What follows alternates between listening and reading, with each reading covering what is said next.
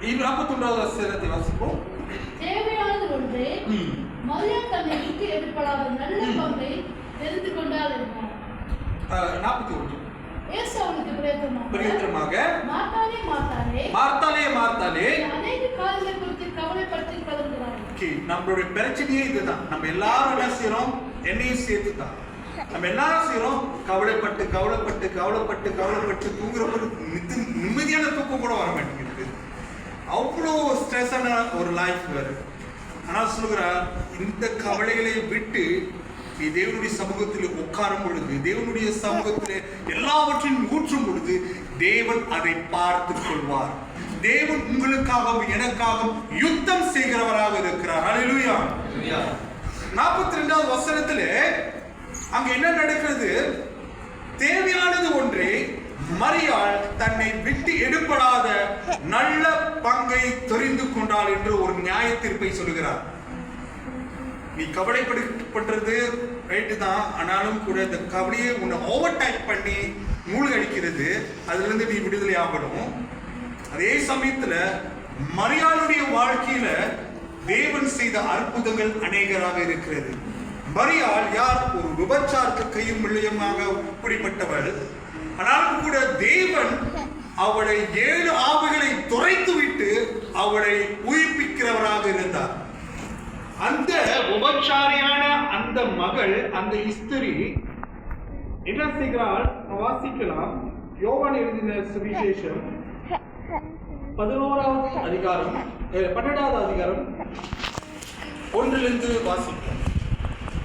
பஸ்கா பண்டிகை வர 6 நாளைக்கு முன்னே இயேசு தாம் மரணத்திலிருந்து எழுப்பின லாசரு இருந்த பெத்லகேமுக்கு வந்தார்.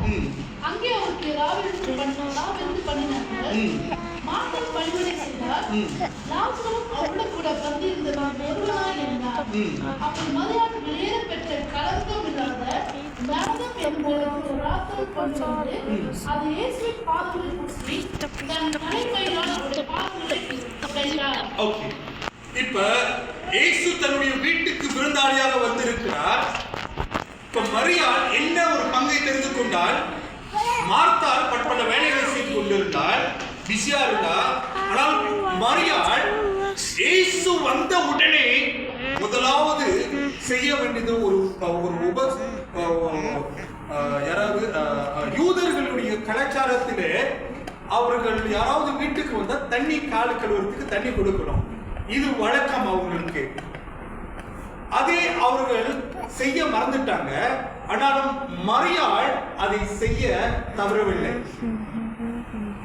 அந்த பரிமள தைலம் அவ்வளவு விலை உயர்ந்த ஒரு பரிமள தைலத்தை இயேசுடைய பாதத்திலே ஊற்றி தன் மயிரினாலே அவள் ஆண்டவருடைய காலை கழுவுகிறவர்களாக இருந்தார். நம்மளால எந்த மாதிரியும் யோசிக்குமா?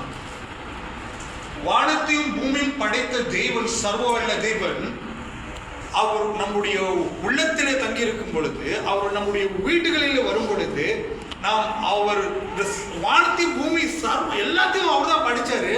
நம்ம முதலாவது என்ன செய்வோம்? அவரோட ஓடி போயிட்டு அவரோட குப்புற விழுந்து ஆண்டவரே அப்படின்னு சொல்லிட்டு அவரை நாம் என்ன செய்வோம்? வாழ்த்த வேண்டும். அது விட்டு போட்டு உட்காராங்க ஆண்டவரே, தண்ணி தானே கழிக்கிறேன் அப்படி செஞ்சுட்டு இருந்தாக்கா ஆண்டவருடைய உள்ளம் எப்படி இருக்கும்? முதலாவது மரியாள் அவள் பங்கை அழகாய் தெரிந்து கொண்டாள். அவங்களுடைய ரோல் என்னது? தேவன் என் முன்னுக்கு இருந்தாக்கா நாம் என்ன செய்வோம்? அண்டா உட்காருங்க, தண்ணிட்டு வரேன், சரி சரி கால் கழிங்க இருக்குங்க அப்படின்னு சொன்னாக்கா அவருடைய உள்ளம் எப்படி இருக்கும்? இதே காலை உட்கார்ந்து அவருடைய பாதத்துல உட்கார்ந்து அவர் பாதத்தை கழுவி இருக்கும் பொழுது அவருடைய உள்ளம் எப்பேற்பட்ட உள்ளமாய் மகிழ்ந்து இருக்கும். ஹல்லேலூயா. எல்லாரும் அவளை பார்த்து இந்த தைலத்தை வித்து நான் வேலைகளுக்கு கொடுக்கலாமே, ஏன் இவ்வளவு கீழே கொட்டுறாளே அப்படின்னு. ஆனாலும் அவங்களுக்கு தெரியல, அந்த தைலம் கொட்டினபடினால அந்த இடம் முழுவதுமாய் தேவனுடைய பிரசனத்தினால முடி மறைத்துக் கொண்டது. அவருடைய நறுமணம் எல்லோருடைய இருதயத்தையும் ஈர்க்கக்கூடியதாக இருந்தது. நம்முடைய இயேசு கிறிஸ்து நம்முடைய வீட்டுக்குள் வருவார் என்று சொன்னால் நாம் பரிமள தைலத்தை நாம் ஊற்ற உடைக்க வேண்டும். நம்முடைய வெளியேற எந்த காரியங்கள் இருந்தாலும் கூட தேவனுக்கு அதை ஊற்றப்படும் பொழுது அங்க ஒரு பெரிய ஆசீர்வாதம் அந்த இடம் முழுவதுமாய் மூடி மறைத்துக் கொண்டது. நாம் வாசித்தோம், முதலாவது என்ன வாசித்தோம்?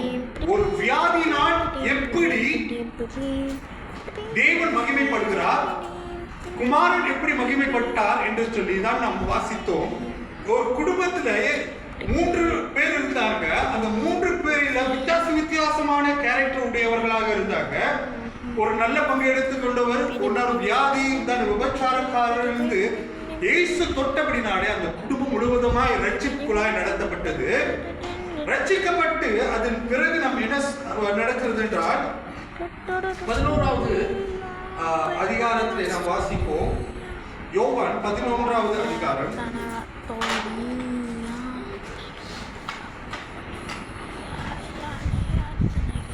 3வது வசனத்தை வாசிப்போம்.